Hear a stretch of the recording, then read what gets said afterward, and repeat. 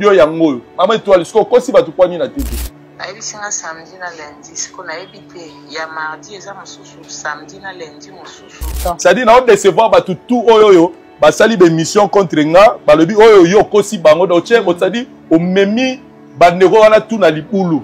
donc désolé je pouvais pas le faire mais comme au kosi na TV il faut qu'on recadrer vérité ayebisinga na yebise ayebisinga na salo signe donc si là ayebisinga na sala yo signe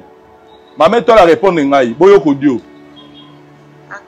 si la yeroya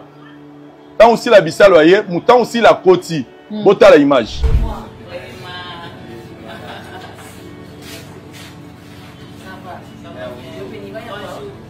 ti azolo ba ke ba bakuru ba fingier akosi maman toi le kosi abakuru ni na fingier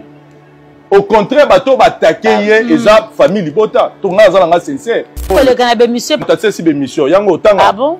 bano tanga awa salut bonjour Vincent yo tanga place à bonjour Vincent tozana bonjour Vincent mais on dirait